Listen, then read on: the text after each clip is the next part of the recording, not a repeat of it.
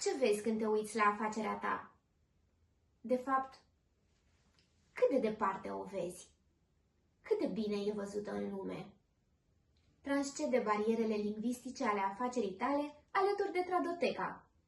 Într-o lume care se dezvoltă într-un ritm amețitor, preponderent în mediul online, expunerea internațională nu mai este o opțiune, ci o necesitate.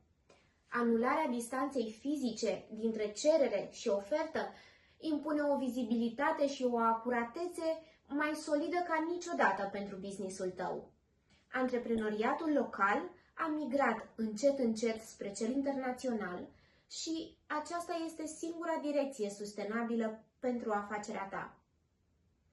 Cu o experiență de 10 ani pe piața de traduceri din România, cu un portofoliu activ de peste 400 de traducători specializați în toate combinațiile lingvistice UE și non-UE, suntem gata să-ți fim cartea de vizită profesională peste hotare.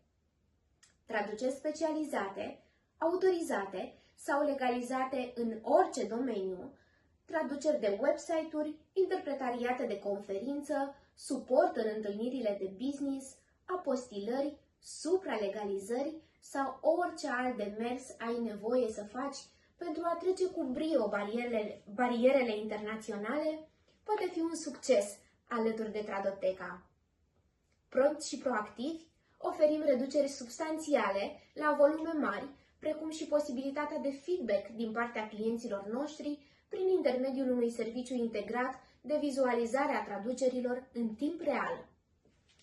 Știm că încerci să ții pasul cu dinamica schimbărilor din lume. E bine, dar nu e suficient. Noi suntem aici să te ajutăm să fii cu un pas înaintea tuturor.